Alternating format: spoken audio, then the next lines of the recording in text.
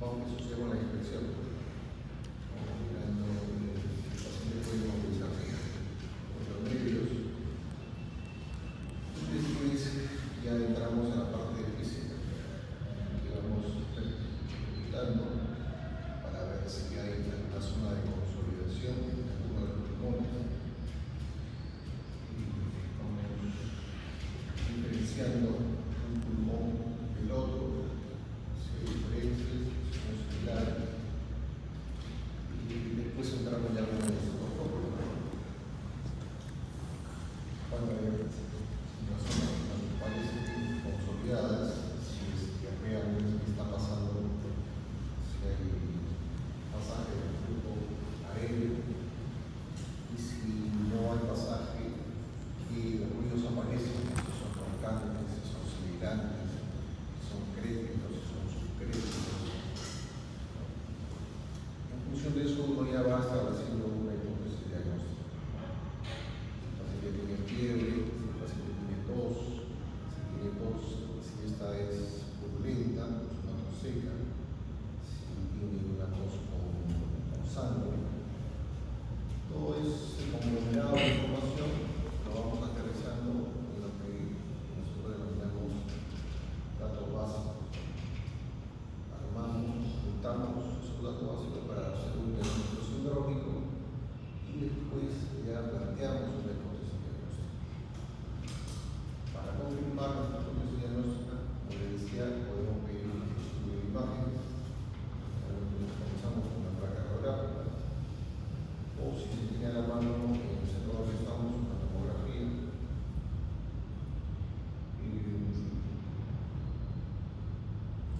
Pedimos simultáneamente los exámenes de laboratorio, las clases, los grupos de creatinina, y en función de lo que estamos pensando, podemos pedir otros exámenes diarios. Podemos pedir, si estamos pensando en una tuberculosis pulmonar, pedimos que el punto que tiene se estudie si hay pacientes tuberculosos.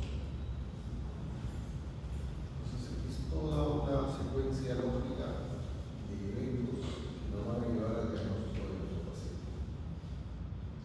Si los exámenes de laboratorio, los exámenes de imágenes no confirman lo que nosotros estamos pensando, regresamos nuevamente, hacemos un feedback, replanteamos, volvemos a analizar nuestros datos básicos, replanteamos nuestros síndromes.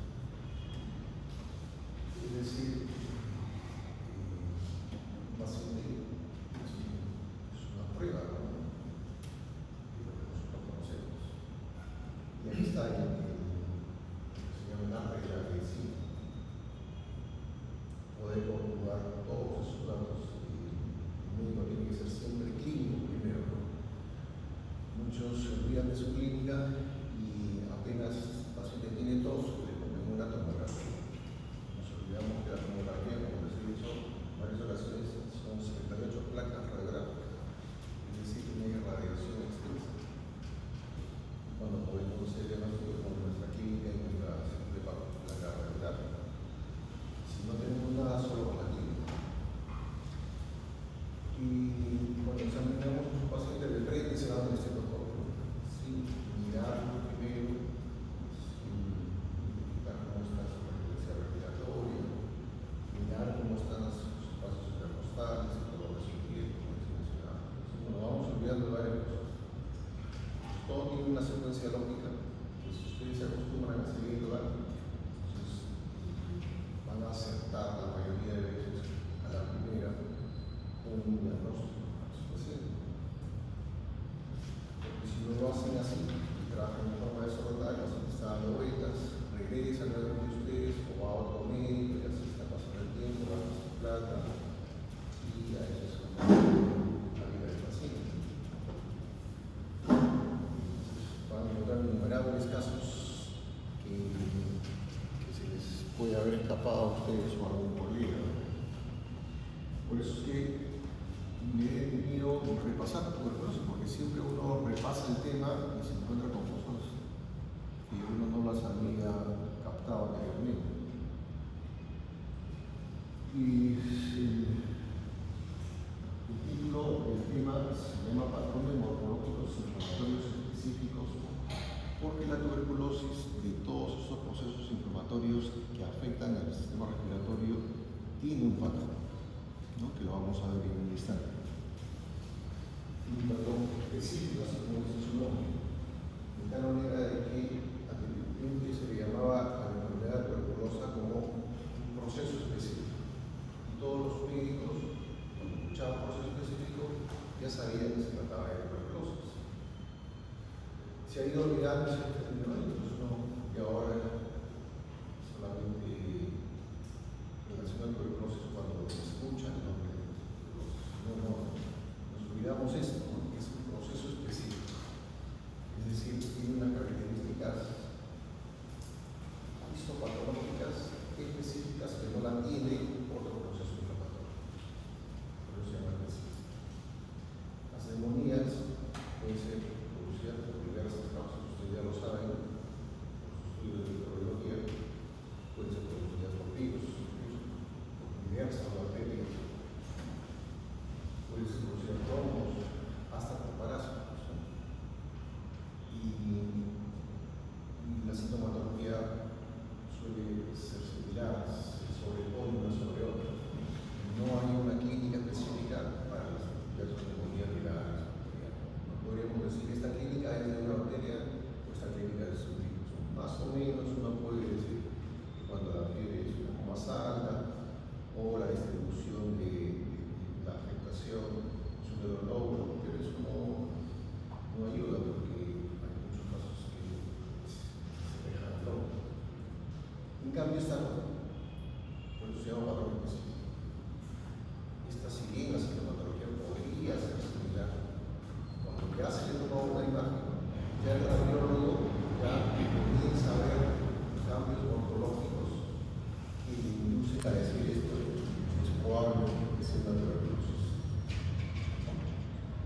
Y cuando se le saca un estudio histológico, puede ser el lóbulo incluso, ¿no? Que eso ya los pacientes sanan de la expresión inicial, pero permanecen con una zona que se ha fibrosada y están infectándose o reinfectándose. Entonces, no les queda otra que hacer una limpieza quirúrgica, se saca esa zona calentada que está cerrada. Cuando lo estudiamos en el microscopio, nos encontramos que tiene un patrón específico histológicamente. Por eso está dentro de este rubro de los cuadros específicos, y la sarcoidosis también está dentro de los cuadros específicos que vamos a ver. Entonces, hoy día vamos a ver solamente el patrón morfológico específico causado por microbacterias de tuberculosis. Ustedes en microbiología recordarán que también hay otros microbacterias que no son tuberculosos, que también producen granulomas, pero no son exactamente como los produce la tuberculosis, el microbacteria tuberculosis. Y este cuadro me he detenido porque este es el cuadro del Ministerio de Salud 2024, la tasa de incidencia de tuberculosis en nuestro país. Y obviamente las zonas rojas son las que tienen más incidencia. Algunos de ustedes tienen alguna de estas zonas. Miren, toda la selva de nuestro país tiene una alta incidencia de tuberculosis. Nuestro tratamiento tiene una alta incidencia de tuberculosis en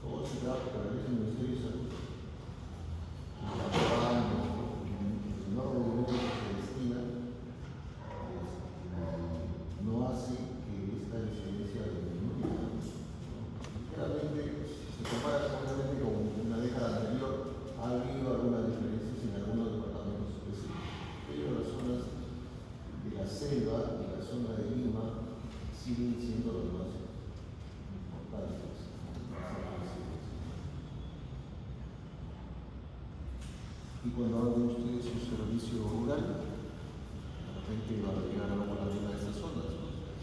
Recordar que dentro de sus procesos respiratorios de sus pacientes siempre tiene que estar el tuberculosis como un diagnóstico de diferencia. Para recordar un poco, las micobacterias son del género micobacterium, son ácidos aerobios que crecen en cadenas ramificadas, siempre necesitan una célula para sobrevivir. Tienen una pared celular celular adiposa, única, compuesta de ácido glicólico. Se tiene con una mezcla de colorantes de ácido y de alcohol y son de glucosa.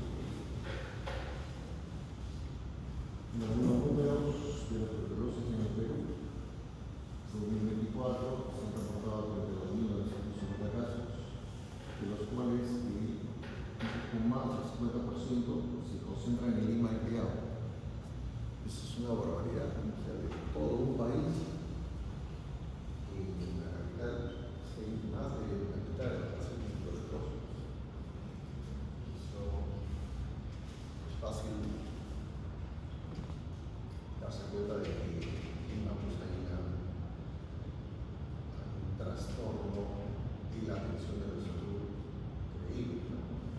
Más de la mitad de los pacientes no tienen acceso a un sistema de salud, o si lo tienen, es muy pobre en la capital. ¿O qué está pasando? Porque, o sea, el análisis no es tan sencillo, porque tiene que ver mucho con el grupo de personas que son afectadas por tuberculosis. Hay muchos pacientes que tienen una comorbilidad, pacientes que tienen diabetes, que tienen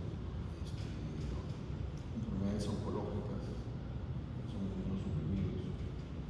Tienen otras comorbilidades que hacen que su inmunología baje, en consecuencia la tuberculosis no mejora. Lo otro que ahí en Lima se concentra también la mayor cantidad de pacientes que son multidrogoresistentes. La terapia habitual de la tuberculosis no les sirve de nada. Y ahora también hay otros grupos que son extremadamente multidrogoresistentes. Entonces, y otra cosa que estaba leyendo es que muchos de los médicos, enfermeras, personal técnico que trabajan con los pacientes tuberculosos también se infectan. Pero curiosamente, de todo el grupo del hospital se contagian médicos, enfermeras y técnicos que no trabajan directamente con pacientes tuberculosos. Una cosa curiosa, ¿no? Es decir, entonces están en contacto.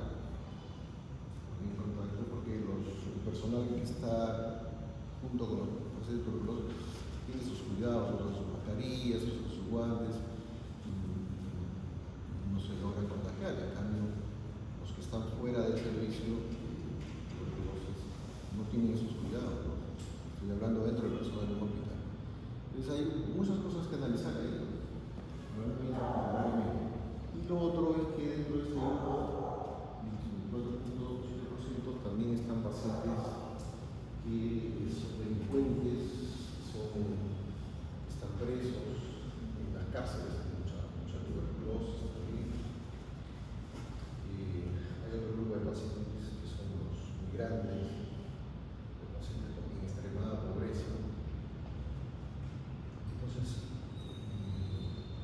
por más que tengan un centro de salud al lado, no cumplen con el tratamiento. El tratamiento de la tuberculosis son de varios meses y se necesita que sean perseverantes en el cuidado de la toma de esos medicamentos. Muchos abandonan el tratamiento, ¿no? Después de un mes ya no quieren saber nada. Entonces hay varias cosas que analizar ahí, por qué la incidencia sigue alta, ¿no? Y sobre todo en Lima y Callao. Bien, de repente algunos de ustedes también pueden trabajar en los establecimientos penitenciarios, porque ahí también hay centros médicos en algún momento. Y recordarán que ahí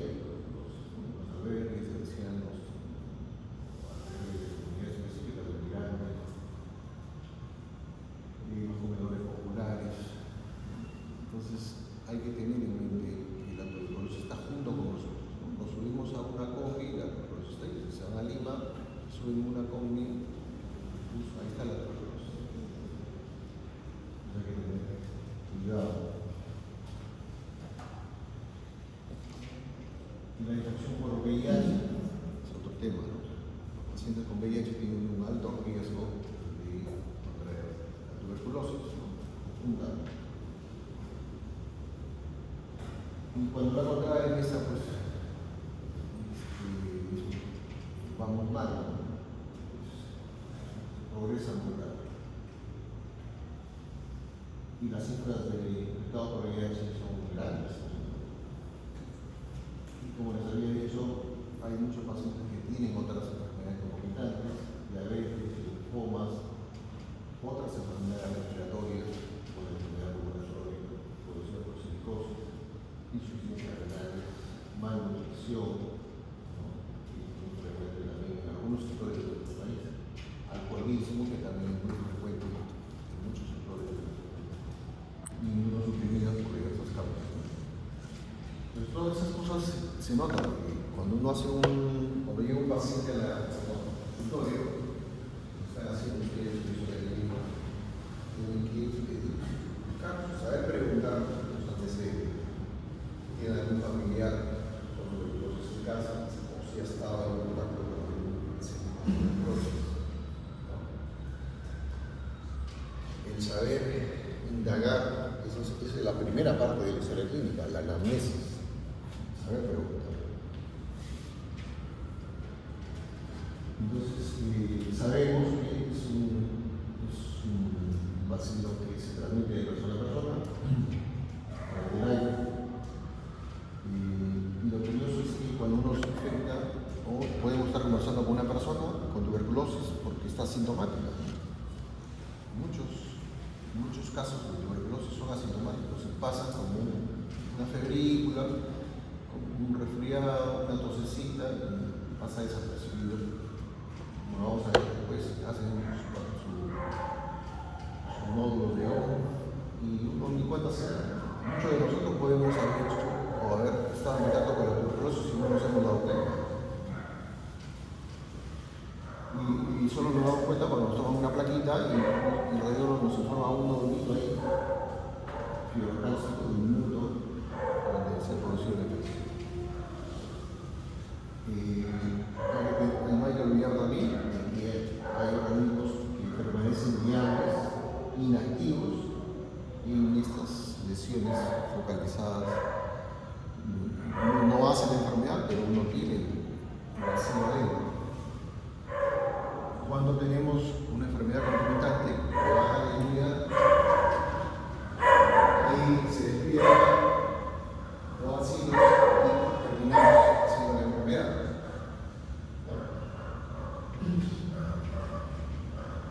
Esa es una cosa importante, la tuberculosis latente la podemos tener cualquiera de nosotros. Mientras estamos bien alimentados,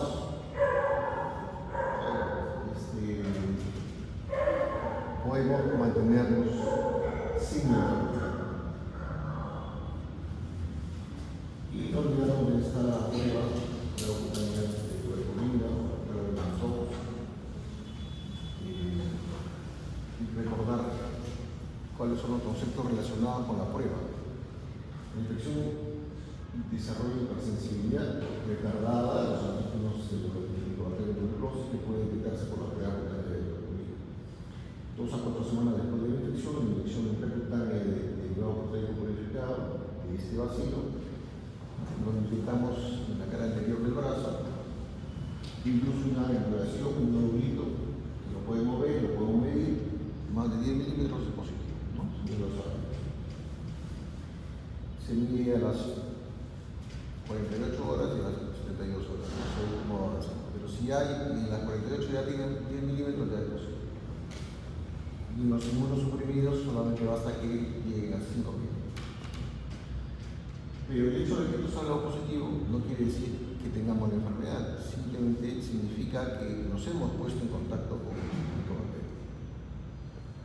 Ahora, si tenemos, además de la prueba positiva, tenemos fiebre, la característica de fiebre de la tuberculosis, fiebre intractina, no sé, fiebre de larga data, tenemos tos, disminución de peso, ¿no? Y examen físico tenemos una neumonía o una bronconeumonía, entonces lo más probable es que sea tuberculosis. Pero si solo sale positivo y no tenemos sintomatología, solo significa que en algún momento nos hemos puesto en contacto con el bacteria. Entonces, por eso, un resultado positivo en la prueba significa inmunidad mediada, porque significa que hemos generado inmunidad, ¿no? Pero no diferencia la infección de la enfermedad, ¿no? Y recordar que pueden haber reacciones falsos positivos y falsos negativos. Los falsos negativos,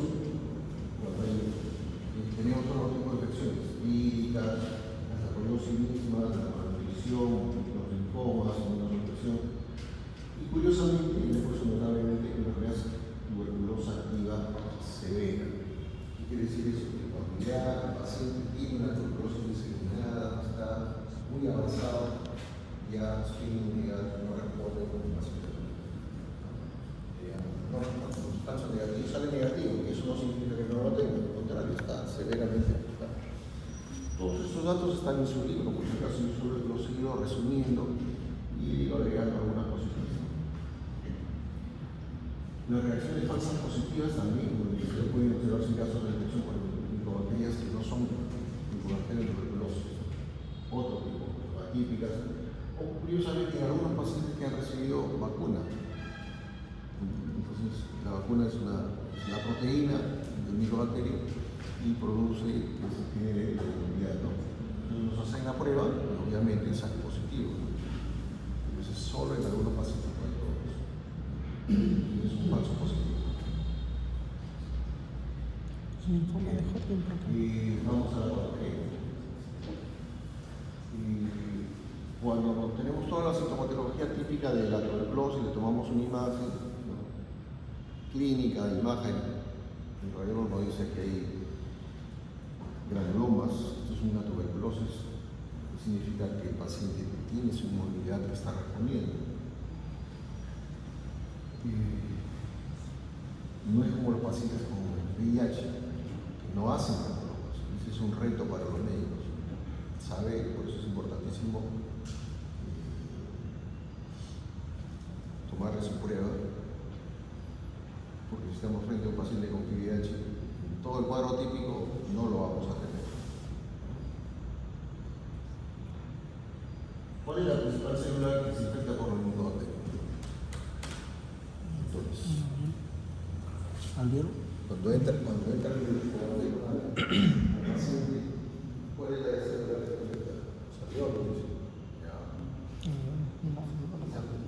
¿Qué células se infectan?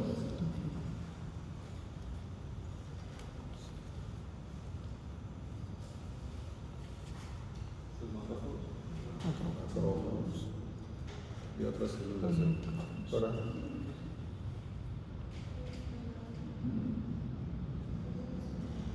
Células plasmáticas. Vamos a ver. Ahora cada una de las células. Ingresa en el micobacterio y se pone en contacto.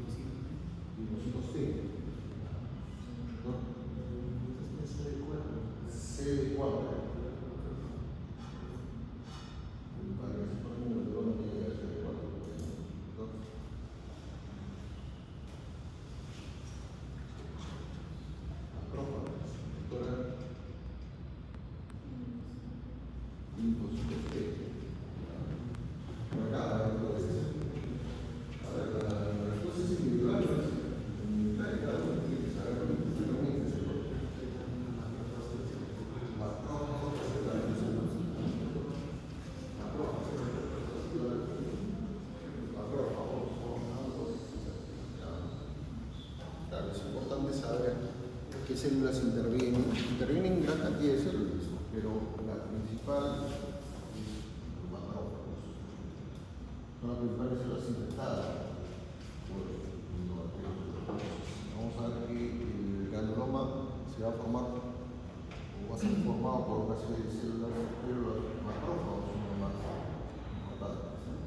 Este es un esquema que está en su libro de texto y que nos grafica qué es lo que pasa cuando se pone en contacto. Cuando empiezan las micobacterias, el macrófago alveolar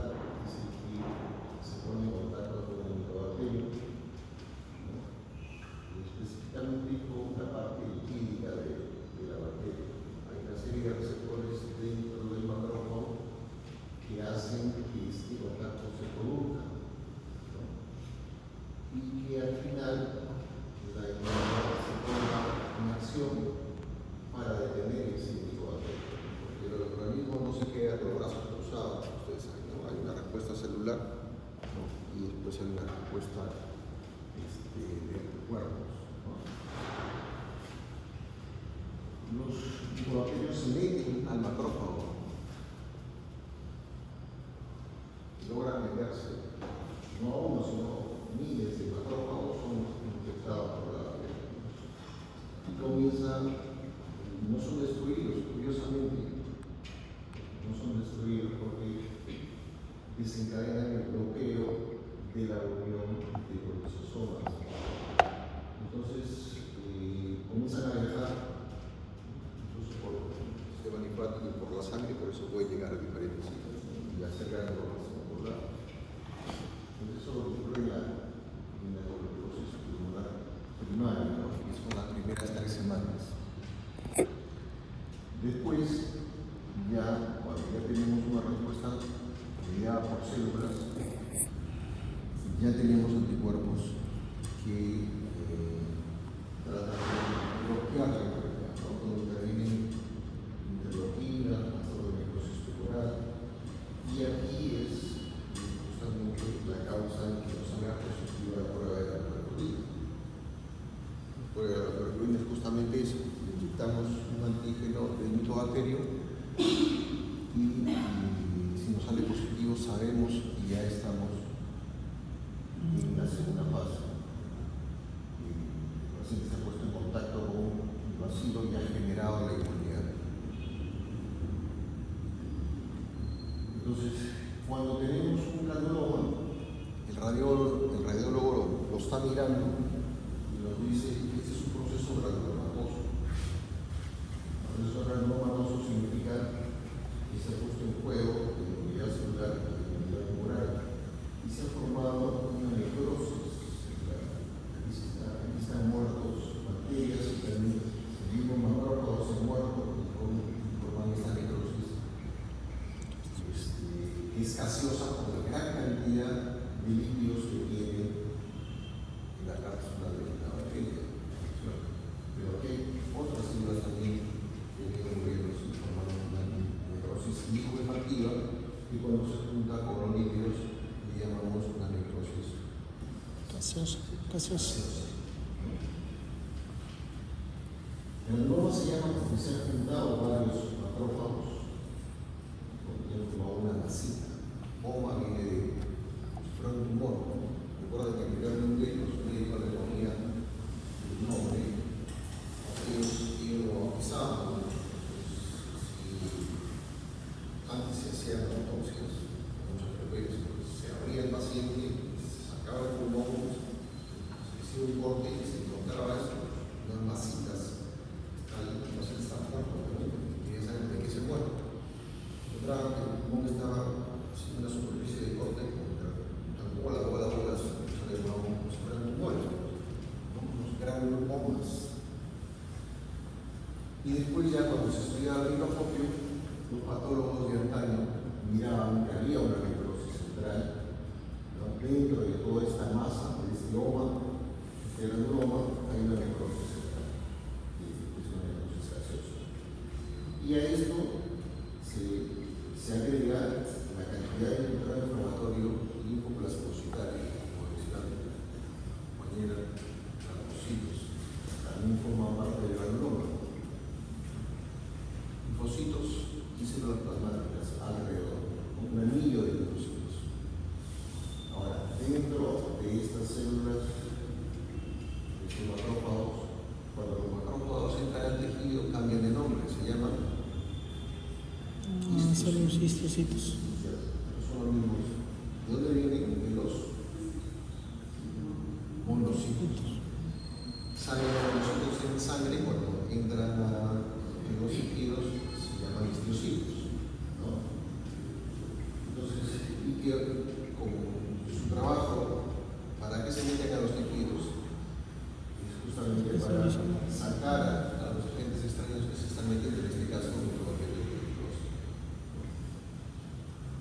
pusieron fagocitos. Entonces, estos histocitos forman un granuloma con la concentración central, y dentro de los histocitos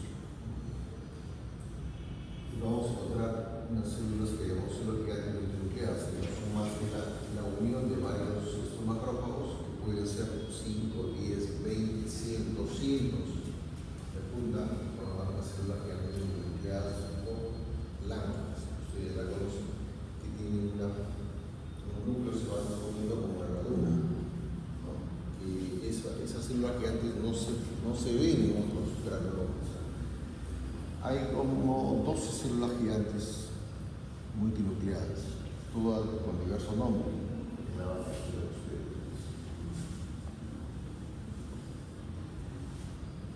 Entonces, inicialmente, cuando recién entra el bacilo, obviamente comienzan a multiplicarse dentro de los macrófagos sin ningún control, ¿no? Hasta que ya se ponen a actividad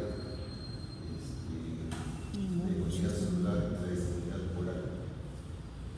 Entonces, la respuesta celular estimula a los macrófagos a contener esta proliferación de las bacterias.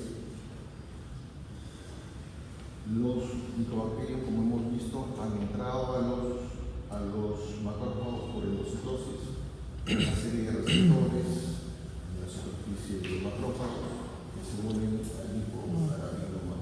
al nano de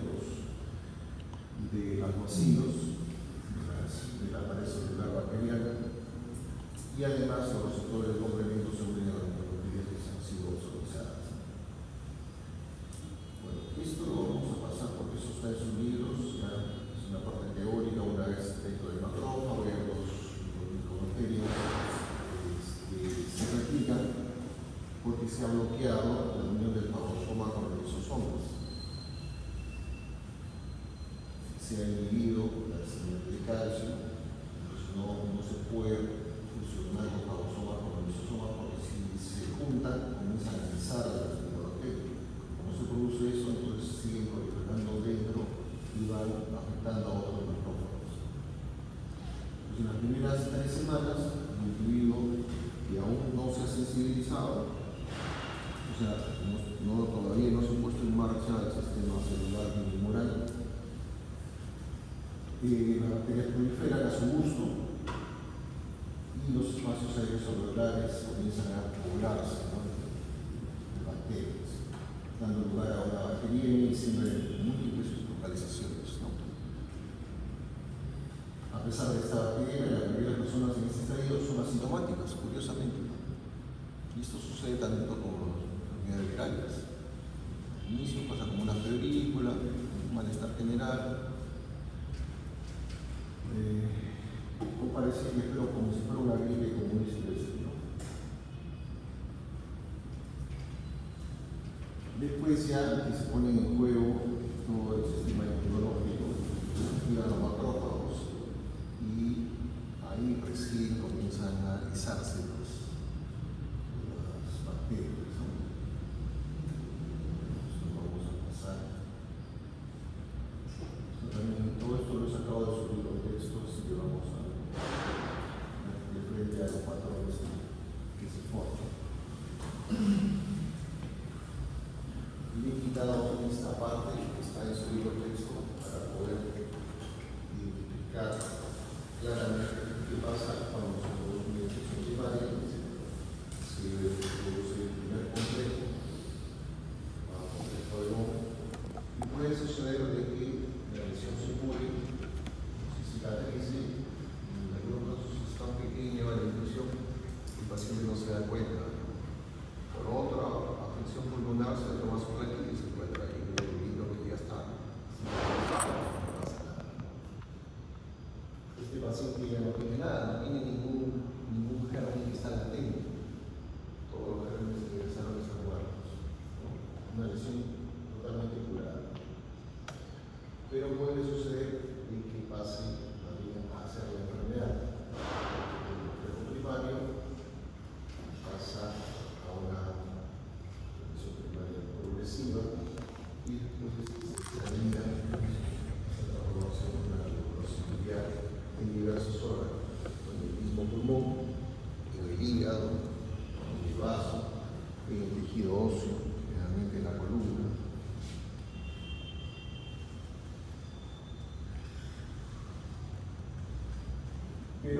puede suceder que de este complejo primario pase a una lesión latente. Aquí los organismos están inactivos, hay un grupo de organismos que no se han muerto, que están ahí latentes. Estos pueden estar dentro del pulmón o también pueden estar en otro órgano diferente del pulmón. Cuando el paciente tiene alguna inmunosupresión por otra causa, se reactiva, o puede suceder también que el paciente se reinfecte, se ponga en contacto con otro paciente tuberculoso y entonces ingresa nuevamente claramente y produce la enfermedad. Entonces tenemos ya una tuberculosis secundaria y esto ocasiona lo mismo que teníamos al inicio cuando hubo una progresión. O sea, es como si se reactivara inicialmente y luego toda la enfermedad. Hay diversas presentaciones. Ustedes, si tienen la oportunidad de ver los pacientes tuberculosis, hay un abanico de posibilidades de presentaciones, ¿no? Dependiendo de la edad, ¿no? Dependiendo de si tienen enfermedades concomitantes. Cuando la lesión es severa, vamos a encontrar cavidades, ¿no? Vamos a ver unas fotos, pueden ser pequeñas, medianas o grandes, ¿no? Que se llenan de material purulento. Y si se ponen en contacto con algún vaso, se llenan con sangre. Si esta cavidad se pone en contacto con un bronquio y lo rompe, hace un expectorar, una expectoración purulenta o hematógena, dependiendo de cuál es el contenido.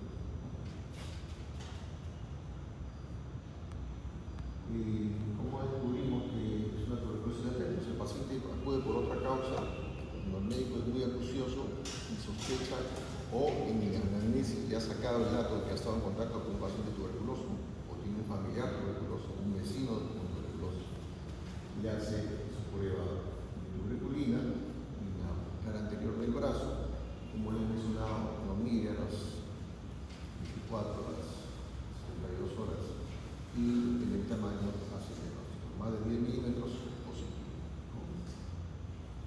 Si es inmunosuprimido, como decía, solo basta que llegue hasta los 5 milímetros. Significa que el paciente ha hecho una inmunidad, ¿no? Se ha puesto en juego todo su batería celular y humoral. Se ha puesto en contacto con eso.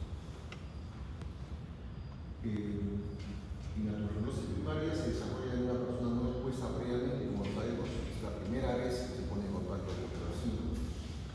Por eso no ha puesto en juego su inmunidad, ¿no?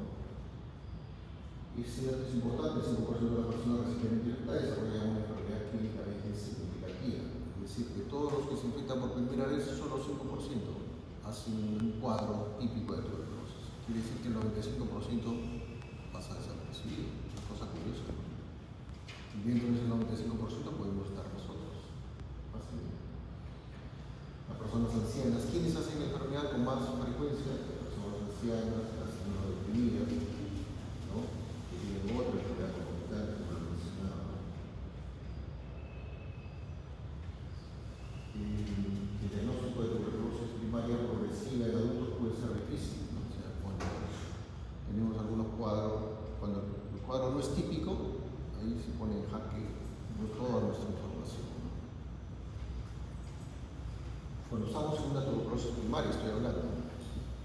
Cuando el paciente no ha hecho su inmunidad, de eso estoy hablando. Entonces, ahí es un poco complicado hacer el diagnóstico de tuberculosis. ¿Cuándo es fácil hacer el diagnóstico de tuberculosis? Cuando ya ha hecho una tuberculosis secundaria, ¿no? Pero no secundaria de tuberculosis. Cuando ya se ha establecido los granulomas, generalmente ya son los apicales de los pulmones, ¿no? Cuando ya las imágenes radiológicas nos dicen, ¿no? Hay clínica, hay imágenes radiológicas, una prueba de Mantox positiva, ya. Eso es clarísimo, ¿no? Eso lo hace el diagnóstico cualquiera. Cuando es el primer contacto con la tuberculosis, ahí está. Entonces, los cuadros pueden ser similares a una neumonía bacteriana aguda, o puede haber consolidación de alguno de los lóbulos. Hay adenopatías incluso biliares. Con las imágenes el paralelo va a decir adenopatías, inclusive pulmonares. Puede haber derrame cerebral, ¿no? No hay cavidades, solamente cavidades cuando estamos con un paciente inmunosuprimido. Estamos hablando de la tuberculosis primaria, ¿no?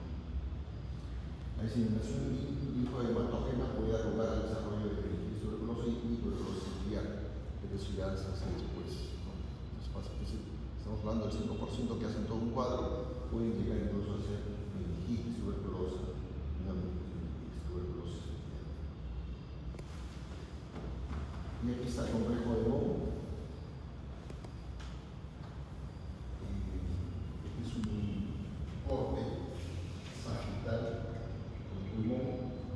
Nos llama la atención esta parte central. Miren ustedes esta zona de vecinas. El complejo de Bohm es normal que es el granuloma que se ha formado. Sería así como una superficie blanquecina, puede estar pegada a la pleura, por eso se le llama subpleural. Y aquí también, bueno, no ha salido completo esto, es una imagen de seguido, y en la mano izquierda hay unos ganglios, la zona de Pino, y también están clasificados. Cuando solamente encontramos esta lesión única sin ganglios, se llama foco de Bohm. Cuando encontramos las dos cosas, este foco de Bohm, los focos medidos también con la característica del granuloma. El granuloma como dos lados, esto se llama complejo de Bohm. Foco de Bohm, y complejo cuando está tomado ganglios y ganglios.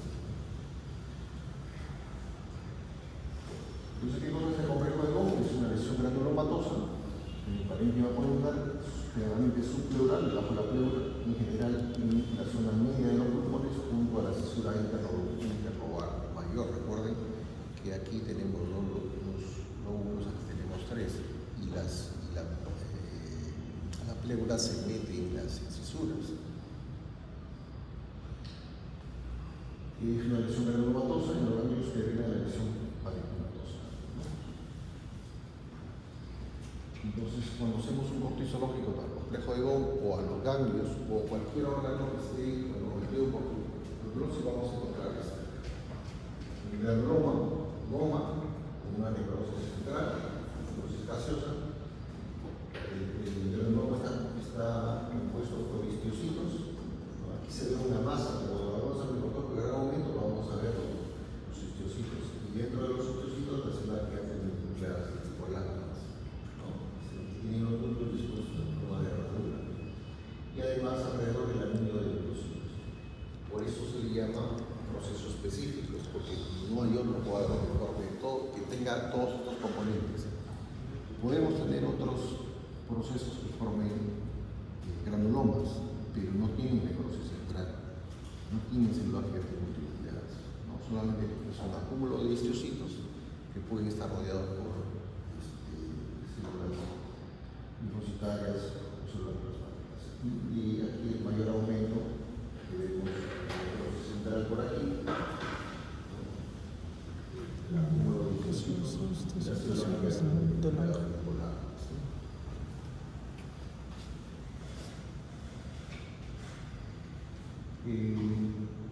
No siempre encontramos una necrosis central. Por eso ahí hay que conjugar. Cuando tenemos el típico granuloma tuberoso, el diagnóstico es fácil, ¿verdad? Yo les pongo eso en el examen práctico. Granuloma tuberoso, ¿no? Un poco más sacas el negrero, ¿no? Pero aquí me pueden decir que es tuberculosis.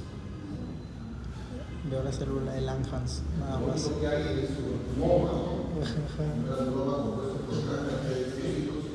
No hay necrosis central. Solamente hay una célula que está formada como una herradura. Pueden decir que es tuberculosis.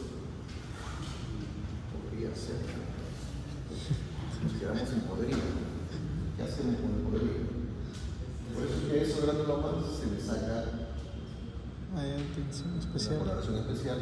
que son ¿Especial? las- Sí, el Nielsen. Ah, O sí, el Nielsen. Fite Paraco que utilizan en algunos hospitales. Fite Paraco es el otro. Es también una coloración para ácidos fluorosistéricos, ¿no? Entonces aquí encontramos, Hay tantos. este está un poco borrosa, pero aquí cada uno de estos son los ácidos que están acumulados, hay gran cantidad de ácidos.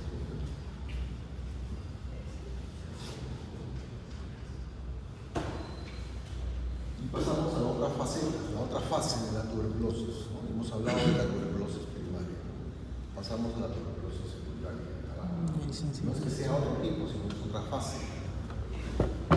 Se observa que un medio que ha sido sensibilizado, que ya estaba en contacto con la tuberculosis, se ha puesto en juego todo el sistema celular, el sistema humoral, aparece poco después a la tuberculosis primaria, o puede aparecer muchos años después, ¿no? Nosotros podemos estar en contacto con la tuberculosis, tenemos un proceso así, un malestar general, una febrícula, tomamos un paracetamol, pasa desapercibido, ¿no? Y si ese vacío se muere, nos olvidamos, o se queda latente, ¿no? Cuando se queda latente ya podemos entrar en algún momento a la fase secundaria. Entonces aparece poco después de la tuberculosis primaria o muchos años después de la infección inicial, generalmente cuando se debilita la resistencia del antibiótico, producida por reactivación de una infección latente o por una reinfección exógena por disminución de la inmunidad del antibiótico. Es decir, además de la TB, se agrega otra cosa más, pues ahí es donde puede aparecer. La tuberculosis pulmonar secundaria afecta clásicamente al vértice de los lóbulos superiores de uno o ambos pulmones. Le tomamos una plaquita y el radiólogo nos dice, pues nosotros estamos mirando la placa y vemos las lesiones en ambos ápices. Tú dices esto, clínica, más prueba Mantoux positiva, más imágenes, ¿no? En ápices, primera posibilidad, tuberculosis. Provoca una respuesta de supervivencia impactada, la rehabilitación es inevitable. Aquí sí encontramos cavidades. En la fase primaria no hay cavidades, ¿no? Porque recién se ha puesto en contacto la tuberculosis con el paciente. En cambio aquí no. Aquí ya se ha puesto en contacto, ya está todo el juego, los linfocitos CD4 que han mencionado hace un rato, que se necesitan para hacer este granuloma. La rehabilitación es inevitable. Sin tratamiento, o sea, si el paciente no recibe tratamiento, termina siendo caverna, ¿no? Y si esta caverna se pone en contacto con la vía aérea, con un bronquio, ¿no? Comienza a eliminar el esputo y a infectar a lo que está alrededor. Porque el paciente tose y en esa tos, ese esputo salen las bacterias.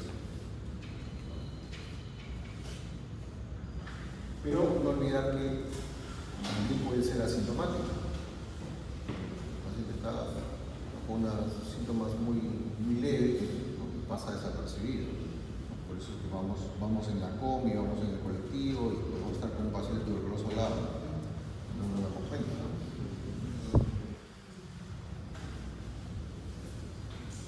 Aquí vemos justo cómo se producen las lesiones. La parte inferior, los dos tercios superiores de ambos pulmones están sanos. Problemas aquí, las zonas apicales de ambos pulmones. ¿Qué vemos aquí? Cavidades, porque lo que más resalta, cavidades que se han llenado de sangre, ¿no? Y también, si tenemos abusada la vista, también hay zonas blanquecinas como queso, ¿no? Es decir, De necrosis gaseosa. ¿No? Pues necrosis gaseosa en cavidades, primera posibilidad, tuberculosis, ¿no? O sea, mirándolo, y eso es para los que les gusta la cirugía, ¿no? Cuando ustedes operen cualquier órgano, encuentran este tipo de, hacen un corte y se encuentran con estas lesiones, el saber describir, el saber mirar, el saber observar, les lleva a hacer un diagnóstico. No necesitan patólogos, algunos. Si no tienen patólogo, si no tienen radiólogo, no hacen nada. Han dejado su cerebro en su casa. Son radiólogos dependientes, patólogos dependientes. No hacen nada si el colega no les dice ya tienen una idea, hacen por lo menos un síndrome, un diagnóstico síndrome.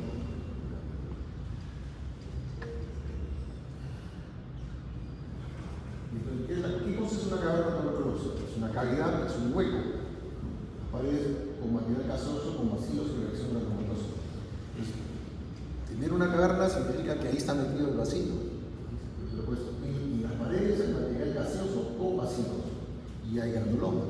Si hacemos un corte histológico vamos a ver lo que ya sabemos. ¿Qué cosa es tuberculosis miliar? Es la que se produce por diseminación hematógena del vacío, ¿no? A través de los vasos sanguíneos se dispara por varios sitios y ahí en esos sitios donde se instala forma unos micronódulos pequeñitos, 1 o 2 milímetros, dispersos. Son lesiones puntiformes de 1 o 2 milímetros, blanco-amarillentas, microscópicamente corresponden al grupo de granulomas. Pueden estar en el pulmón, pueden estar en otros órganos. Y cuando hablamos de una bronconeumonía gaseosa, estamos hablando de un proceso exudativo extenso con abundante vacíos. Es decir, la tuberculosis puede hacer una bronconeumonía también, ¿no? Igual que cualquier neumonía, ¿no? Entonces, si hacemos una correlación con lo que puede presentar el paciente, sabiendo lo que hay en una tuberculosis, macroscópicamente, microscópicamente, hacemos un feedback, ¿no? Entonces estamos frente a un paciente, entonces en función de lo que tiene ya más o menos nosotros vamos hilvanando, ¿no? No olvidarse que puede ser insidioso, es decir, no manifiesta ningún síntoma, ahí está el ojo del médico, ¿no? Saber preguntar, ¿no? Saber examinar. Pero cuando aparecen síntomas, los síntomas pueden ser sistémicos y eso se debe a citocinas, a control tumoral, las enterologinas. Aparece frecuentemente malestar general, anorexia, ¿no? ¿Qué significa anorexia? El paciente no come, ¿no? Pérdida de peso, fiebre, síntomas clásicos, ¿no? O es diagnóstico, cualquiera es el diagnóstico. Pero no siempre se presenta así, ¿no? Puede haber fiebre de bajo grado, puede haber fiebre que desaparece y vuelve a aparecer, ¿no? Y cuando aparece, puede aparecer a la última hora de la tarde y después baja. Entonces el médico se raya y dice, este paciente totalmente, ¿qué cosa es? Aparece, desaparece. Y aparece en su versión nocturna. Entonces toda esta sintomatología nos va llevando a que podría estar dentro de nuestras posibilidades de tuberculosis. Y cuando ya comienza a progresar, un paciente ya de varias semanas que está con esta, podemos estar con un paciente que ya es una caverna y ya está expectorando. Una expectoración que se hace más intensa. Al inicio, el punto de mucoide, que significa así como si fuera un moco, ¿no? Como un esputo habitual. Cuando uno tiene una infección faríngea o una infección bronquial, un esputo mucoide, puede ser de color pardo, ¿no? O verdoso, no se está acostumbrado a ver. Pero se puede hacer purulento o puede haber sangre en el esputo. Si aparece sangre en el esputo, hay que tener cuidado, ¿no? Sangre puede ser de un vaso que está en contacto con la caverna, o puede ser un vaso también de aquí de faringe, hay que saber exactamente. El paciente puede tener un dolor pleurítico. ¿Qué significa dolor pleurítico? La pleura, es decir, cuando respira tiene dolor, ¿no? En la inspiración y en la expiración. Y cuando hay dolor pleurítico, clínicamente sabemos de que los granulomas se han metido a la pleura. Estamos con una posible tuberculosis que ya ha progresado. No estamos con una tuberculosis común y silvestre, ya estamos con un proceso avanzado. Las manifestaciones extrapulmonares de tuberculosis dependen del sistema orgánico afectado, ¿no? Entonces, el paciente puede debutar con una tuberculosis en otro órgano. Es decir, ha hecho su complejo de Gaume, ¿no? Ha sanado, y después debuta con una tuberculosis en otro sitio. Un paciente con un dolor crónico, columna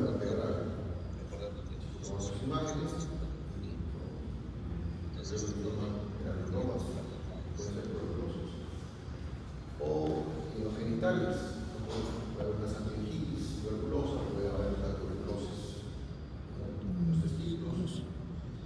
Hemos visto en las clases, ahí también hay las Monterrey. imágenes. Sí. Puede haber incluso una tuberculosis meningitis.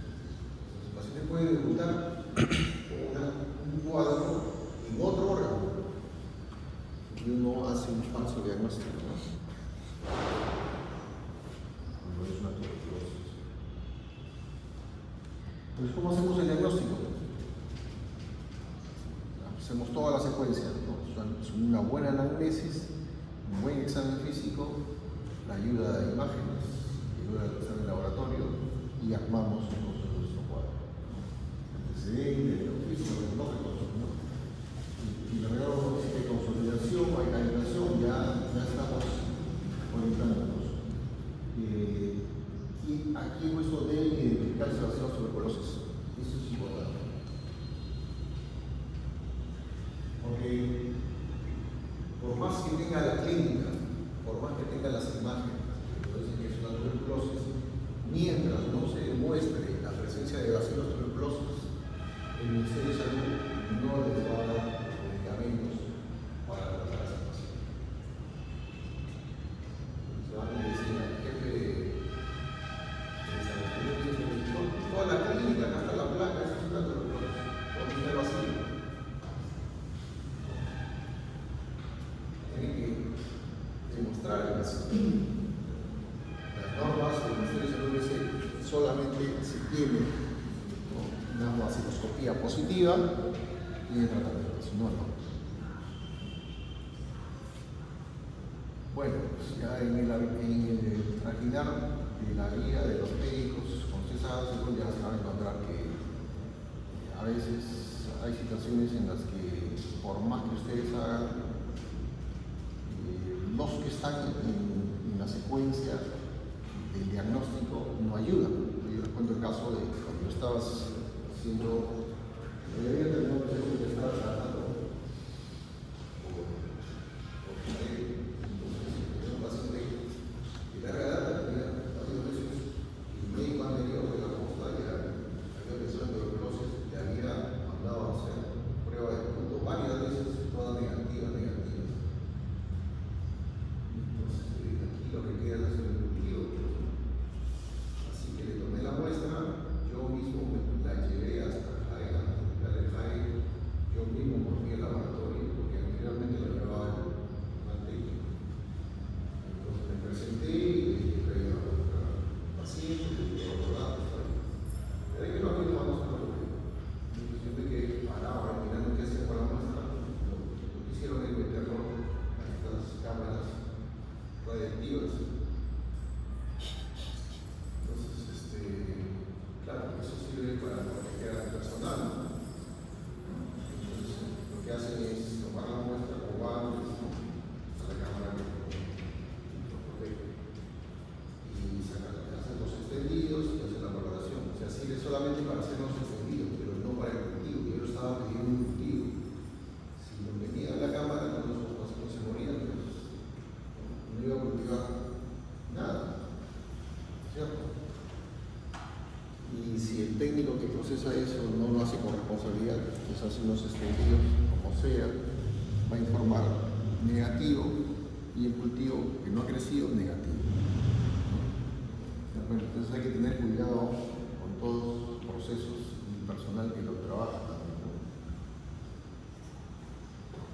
Y en el peor de los casos, ya si usted, todo su cuadro clínico, sus imágenes, su prueba de mantoxo es positivo, y tiene un personal que no te ayuda para sacar la muestra, que no la trabaja bien, ya usted debe buscarle los medicamentos al paciente. Informarán ya que tiene una prueba positiva o buscando bien al paciente. Es en caso extremo. Bueno, eso ya saben, el médico técnico de nuestro paciente, el cultivo de los pacientes sospechosos de tuberculosis, los cultivos convencionales requieren hasta 10 semanas, pero el cultivo de medios líquidos puede producir una respuesta en 2 semanas. O sea, por lo menos necesitamos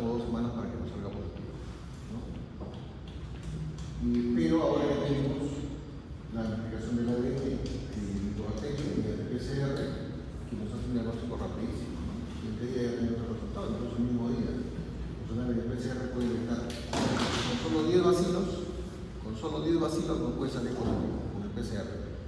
Pero eso no está en todos sitios, ¿no? Solamente está en laboratorios especializados. En comparación con 10.000 bacterias necesitamos para que el protismo salga positivo. Una tremenda diferencia. Bueno, ya sabemos, casi siempre la tuberculosis comienza en el pulmón. Hace su complejo de Bohm, ¿no? Lo que acabamos de ver. Pero ya les digo, puede haber también otro tipo de tuberculosis, como la tuberculosis cutánea, que vamos a ver al final, que es por contacto directo. Los vacilos inhalados se implantan en los procesos distales, en la parte inferior del lóbulo superior o en la parte superior del lóbulo inferior, cerca de la alvéola. A medida que se desarrolla la sensibilización, aparece un área de inflamación gris blanquecina de 1.5, que se conoce como el foco de Bohm, que hemos hablado. El foco es el centro de este foco de Bohm se necrosa también, y es la historia natural de los procesos granulomatosos tuberculosos. Los vacilos tuberculosos libres o dentro de los leucócitos se drenan hacia los ganglios regionales, los cuales también sufren clasificación con frecuencia. O sea, donde va el vacilo, forma sus granulomas, siempre y cuando el paciente sea inmunocompetente. Y puede calcificarse. Y además calcificarse también. Y el radiólogo informa que hay un poquito que está calcificado. No se ve un granuloma, solamente la calcificación. Esta combinación de lesión pulmonar parenterosa y afectación granular se conoce como complejo de Bohm. Como les he dicho, foco de Bohm más ganglios, ¿no? Ambos con granulomas, complejo de Bohm. Durante las primeras semanas también se produce una diseminación linfática y hematógena a otras partes del cuerpo. Y ya lo hemos visto, ¿no? Bueno, esto ya es. Ya lo hemos descrito. ¿Qué es el complejo Raquel? Del anterior.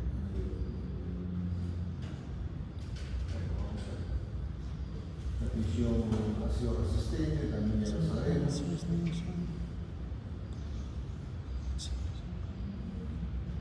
Bueno, la progresión de la enfermedad puede ser por vía hematógena, por vía linfática, pero también por continuidad, ¿no?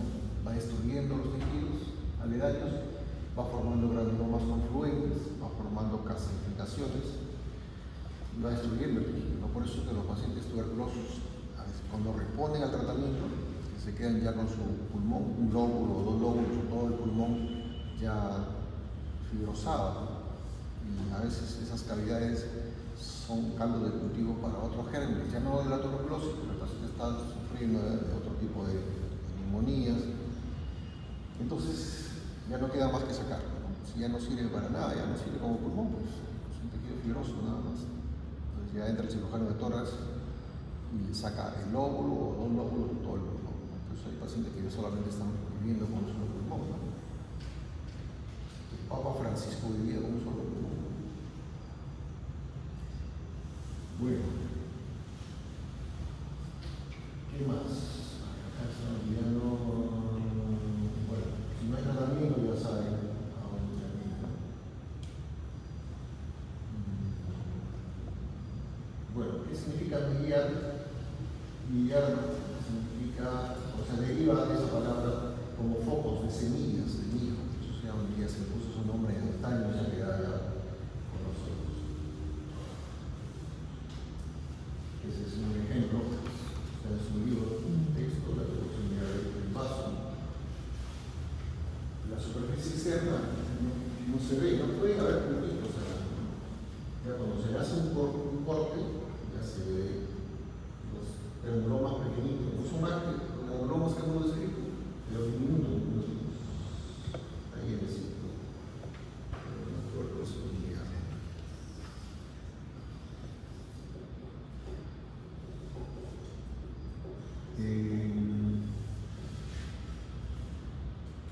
esto de la tuberculosis activa hemos hablado que puede aparecer en cualquier otra zona. El paciente puede debutar por una enfermedad en cualquier otra zona de su cuerpo, ¿no?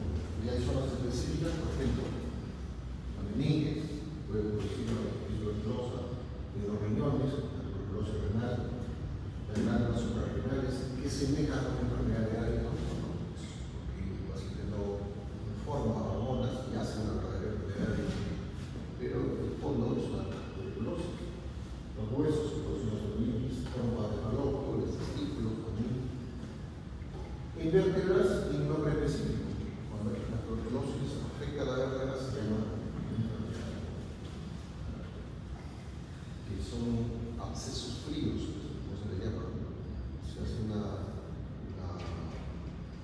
radiografía, un radiólogo fácilmente dice, no, es una enfermedad de corazón, tuberculosis. Hay abscesos paravertebrales, o sea, además de las lesiones de los huesos, también pueden haber abscesos alrededor de los huesos. Y esos abscesos pueden ir drenando, van disecando los tejidos aledaños, ¿no? Entonces pueden llegar hasta la pelvis. Cuando el paciente no tiene tratamiento, son pacientes que están abandonados, pues llegan ya a la emergencia vital ya con un cuadro muy avanzado, con abscesos abundantes. Si no hay que se la presenté en la primera clase, para que se guarden ella. Tuberculosis no es solo pulmón, así se puede debutar por lesiones en los genitales, ¿no? Un testículo que vea abierto de dos, para que vean como una lesión miliar, ¿no? Tanto de la parénquima testicular. Acá están los dos testículos, un poco de abierto.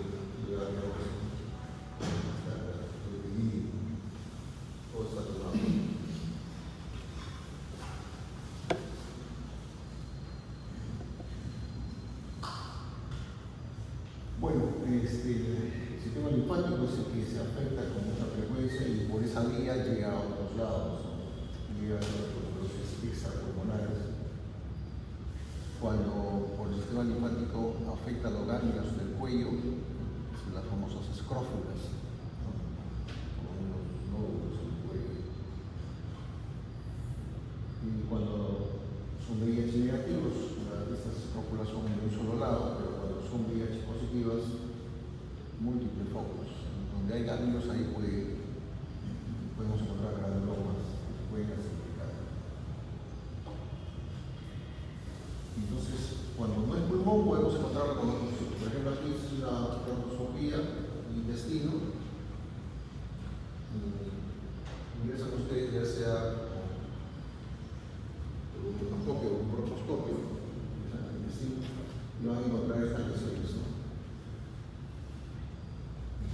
Ulceradas, ¿no? Llenas de material purulento, gaseoso. Aquí también se ven una lesión, ¿no? Sin duda, ¿no? Apaga la luz. Puedes apagar para ver la luz.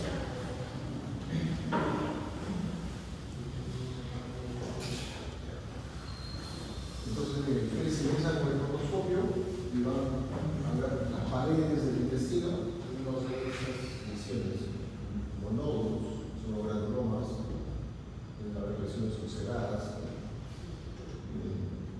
granulomas que están afectando donde va el microscopio de la luz del intestino y las paredes, no se encuentran estas lesiones nodulares o úlceras que son a veces alargadas también, ¿no?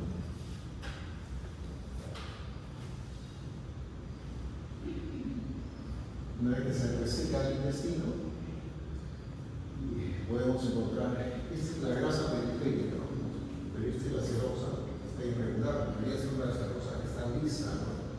El color gris homogéneo, y aquí vemos que está todo irregular, incluso hay un agujero acá que se ha perforado, ¿no? Una lesión grosera que termina siendo una tuberculosis. Cuando se le hace el examen histológico, encontramos el típico granuloma, ¿no? Nosotros vemos esa, recibió la pieza quirúrgica, le hacemos el corte, lo vamos al microscopio, un granuloma, ¿no? Y está formando algunas necrosis, hiperfractina. No es un granuloma típico, pero por ahí encontramos unos focos de necrosis, ¿no? Y por ahí algunas células que ya comienzan a aparecer. Por eso mirando todas las áreas, varias láminas. No siempre sale el granuloma que queremos. Este es otro, un mesenterio que cubre los intestinos, también gran cantidad de nódulos, múltiples nódulos, y varios de ellos con necrosis gaseosa. Tuberculosis eliminada. El pulmón con una pleura engrosada. Ya, si ustedes saben un pulmón y lo encuentran así, ¿qué es esto? Una necrosis biliar, ¿no?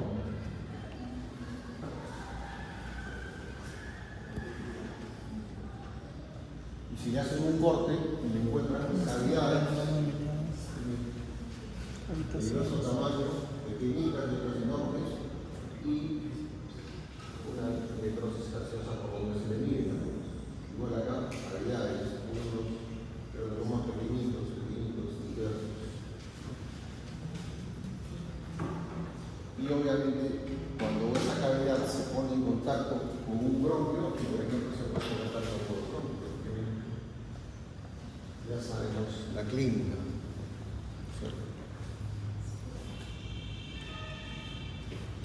Histológicamente, igual no aparece el corte del libro. En la vida diaria encontramos un granuloma, una necrosis difusa por ahí, una gran cantidad de linfocitos. Uno quiere encontrar el anillo de linfocitos característico. En la vida real, como se dice, no es como el libro completa. En la vida real encontramos una variedad de presentaciones. Cuando ya comenzamos a ver células multiplicadas, la primera posibilidad es que sea una T. No siempre están así como células como herraduras, se encontramos una vasija de núcleos. Y este es un bronquio que debería estar completo, pero que se ha destruido ya que hay células multiplicadas. Y adentro del bronquio comienzan a aparecer ya los abscesos. Y aquí el resto de lo que queda por el pulmón, están los alveolos todavía. El resto está consolidado, todavía hay pulmón. Está consolidado. Si uno pone el estetoscopio aquí, no pasa nada. O sea, no escuchamos ningún pasaje de Entonces, uno hace una correlación entre lo que sabe de la parte histológica con la clínica del paciente. Si uno pone el estetoscopio, no encuentras nada, es que hay una consolidación o hay un derrame que no me permite escuchar, ¿no? Van analizando su clínica y van correlacionándola con lo que podría haber en la histología. Otro corte histológico, aquí sí vemos el cuadro típico, ¿no? Granulomas que han concluido a formar una masa de granulomas. Igual, granulomas chiquitos que se han unido y forman una masa de granulomas. Ya aparecen células que han multiplicado por aquí.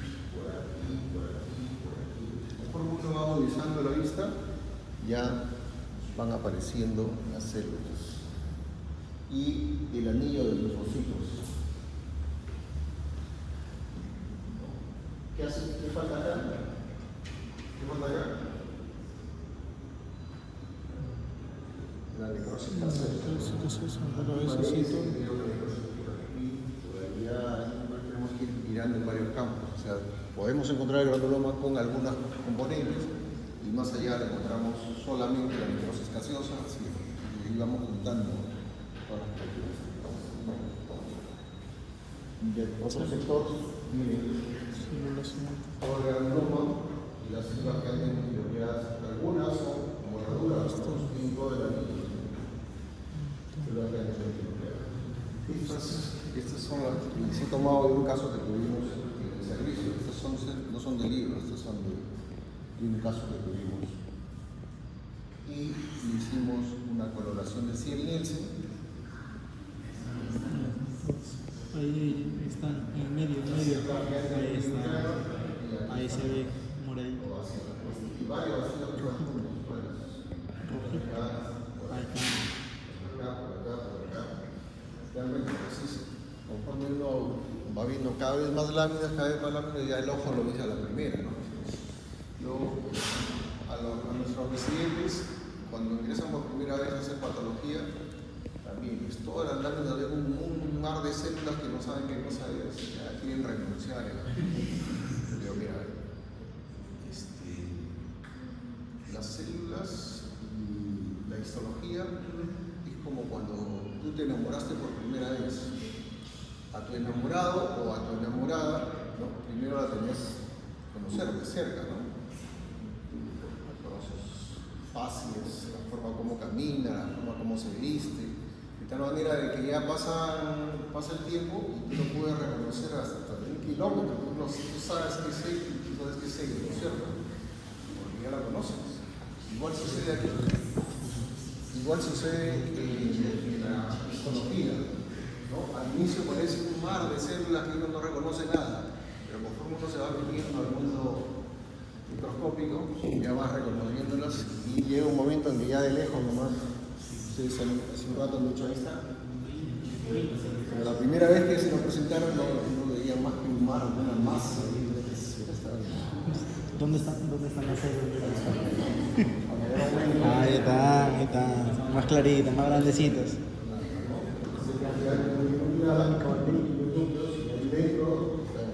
Pueden estar dispersos también.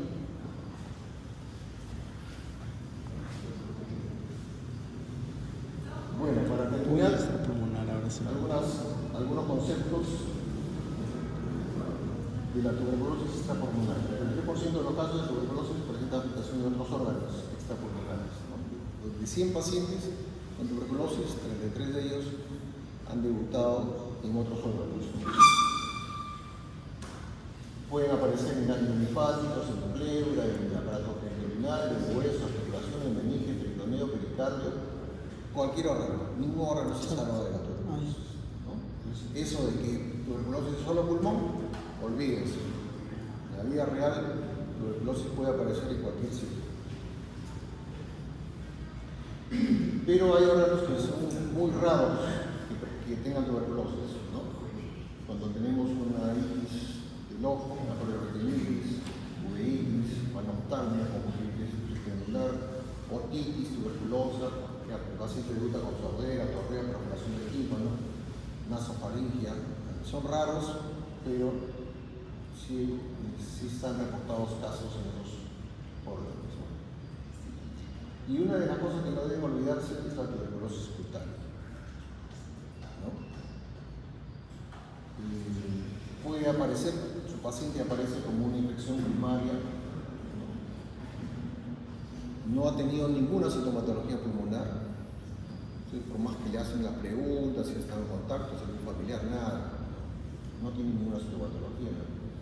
Entonces, estos pueden aparecer por una afectación directa. El paciente puede debutar con abscesos, como úlceras crónicas. Tengo aquí una úlcera en la piel que no me sana, tiene meses así, no sana. Y ahí viene por varios médicos, por varias boticas, farmacias, mandan un montón de cosas y no sana. La escrofulodermia, ¿cuál es? Los ganglios comienzan a drenar y hacen fístulas en la piel, ¿no? Aparece como si fuera un lupus vulgar, ¿no? O sea, lesiones en la zona de flexuras, ¿no? Sobre todo cuando el paciente está tenso, ¿no? En época de exámenes de medicina comienzan a aparecer las lesiones que parecen lupus. Aparecen como lesiones miliares, ¿no? Estamos hablando de piel, ¿no? Como de temas nodosos, o sea, se pueden simular cualquier otro cuadro. No se olviden que podría estar detrás de esto una tuberculosis. Aquí hay un par de casos que les voy a presentar. Paciente de 56 años, son 20 para las 9, no puedo creer. Sexo femenino, antecedente de dermatomiositis, hospitalizada por fiebre, compromiso de estado general, pérdida de peso, 10 días de evolución, créditos bilaterales en pulmones. Aquí sí tenía síntomas en pulmones. ATAC muestra el filtrado glomerular bilateral extenso, las habitaciones biapicales, una mastoscopía, hicieron un lavado abierto, metieron el rotoscopio, hicieron una aspiración, esa muestra la mandaron a estudiar y resultó positivo. Con PCR positivo también, pico de tuberculosis, diagnóstico está cantado. ¿no? Pero miren cómo debuta. Fiebre, compromiso estapanera, pérdida de peso, y las lesiones con las que viene es la dermatomiositis.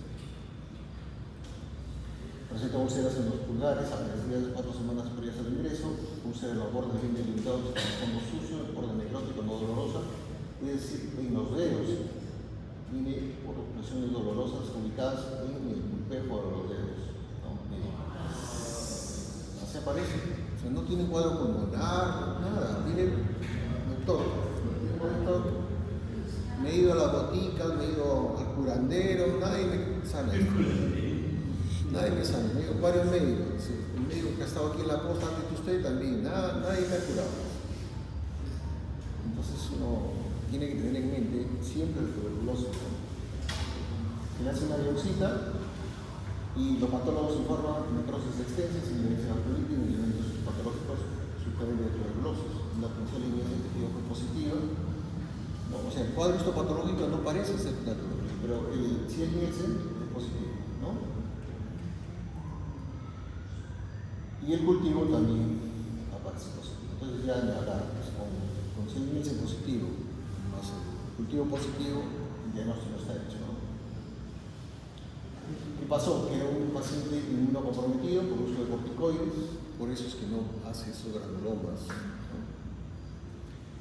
Y eso aumenta la probabilidad de presentar tuberculosis cutánea, ya que puede facilitar la simulación de la piel y hacer patógena linfática directa de otra forma. Por eso es que hay que saber preguntar, saber hacer la anamnesis. Estamos frente a un paciente inmunocomprometido, el cuadro típico no aparece, aparece de otra forma. Caso número 8. Paciente de 63 años, sexo femenino, este sí tiene antecedentes TB, tratada hace 9 años, la misma paciente tuvo tuberculosis.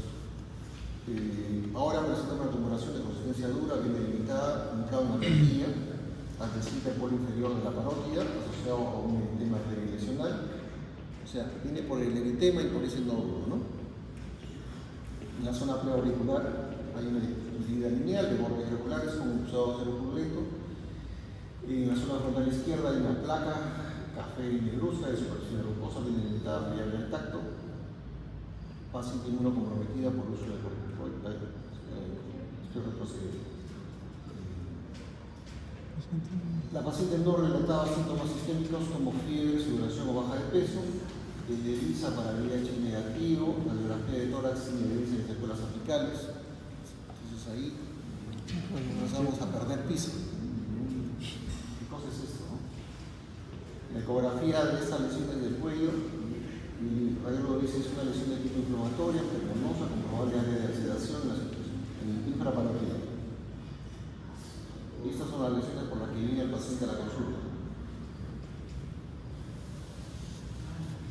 Lo que hemos descrito, son nódulos bajo la parótida, lesión en la piel, que parece ser una fístula, y otra lesión frontal.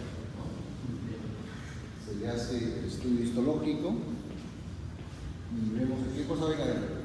¿Cómo describen ese corte histológico? ¿Hay granuloma? Hay un granuloma. ¿Hay necrosis? Sí, también. ¿Y hay células dilucidadas? No, está muy chiquito. Sí, parece que sí en la parte central, en el espacio. En la parte central podría ser, o sea, estamos en Está muy chiquito. No está concluido, ¿no? La lesión hay dos lesiones, una lesión preauricular y otra lesión frontal. Y la primera, diagnosticada como una dermatitis perivascular superficial y profunda, y en la otra, proceso granulomatoso necrosante circulativo neurofílico. O sea, tuberculosis, el patólogo dice que tuberculosis no hay. ¿Qué hacemos? ¿Qué hacemos con este paciente? Cultivo. Y contamos un médico. Doctor, ya no. La atención de ciencia es motivo para bacterias negativas. No. Y el PCR también. No. Sin embargo, recuerden que esta paciente tiene antecedentes de tuberculosis tratada hace 9 años. Entonces, cuando viene con ese cuadro y nos vemos paciente tratada, usted lo primero que piensa es que este es tuberculosis, pues se ha reactivado, ¿no? Sin embargo, todo lo que sigue nos dice que no es. Patólogo dice que no hay tuberculosis, siempre dice negativo, PCR negativo. ¿Qué hacemos? ¿Qué hacemos? Entonces, a veces dice la vida real, pues el médico, ¿no? No está como los libros. Entonces el médico tiene que tomar una decisión, el médico tratante, ¿no? Ustedes como médicos tratantes tienen que tomar una decisión. En este caso el médico que, bueno, debido al contexto clínico del paciente, el resultado de la biopsia y el resultado de sus decisiones iniciales también son tuberculosos. Por el antecedente, el médico toma la decisión. Luego el médico toma una decisión progresiva, los signos comienzan a desaparecer, ¿no? Comienza a desaparecer los signos inflamatorios, comienza a desaparecer la supuración, luego de 8 semanas hubo normalización del PCR y la velocidad de sedimentación. La paciente completó el tratamiento de tuberculosis, tenemos una revisión clínica y radiológica completa de la lesión. Desapareció la lesión. ¿Qué pasó ahí? Era la muestra. El patólogo ha estado en sueño. No, le preparó la muestra. Muchas veces El tecnólogo. ustedes toman la decisión y se llama una terapia farmacológica. O sea, ustedes ya se mandan el tratamiento porque ya no tienen otra opción, ¿no? ¿Qué van a hacer con el paciente? ¿Lo van a dejar así? ¿Lo dejan así ya? ¿Lo mandan a su casa? Le dicen, ¿sabe qué? El patólogo dice que no es tuberculosis. El radiólogo no es concluyente. Le dan un paracetamol y lo mandan a su casa. Aquí el grupo que lo trabajó se mandó a dar el tratamiento. Obviamente que el tratamiento tuvo que comprarlo a la paciente porque el Ministerio de Salud no le da mientras no se muestre vacío, ¿no? Bueno, ¿cuál es el mensaje? Que uno tiene que trabajar siempre en la clínica y si hay una buena respuesta a la terapia, en buena hora, ¿no? Bueno, las circunstancias siempre está presente 1 a 2% de los casos de tuberculosis y puede venir por la vía pulmonar, a eso es su complejo de Gog y después debuta por la piel o puede ser compromiso primario. Bueno, y no se olviden que no solamente estamos frente a Mycobacterium tuberculosis, puede haber otro Mycobacterium, hay varios Mycobacterium, otro conocido es el bovis, ¿no? Pacientes que, por eso es necesario hacer las preguntas, ¿de dónde viene, de dónde procede, a qué se dedica? A veces trabaja en los camales, a veces viene del campo, ¿no? Y se ha infectado un ganado que tiene Mycobacterium bovis, ¿no? Y afecta secundariamente al ser humano. Bueno, muchas gracias.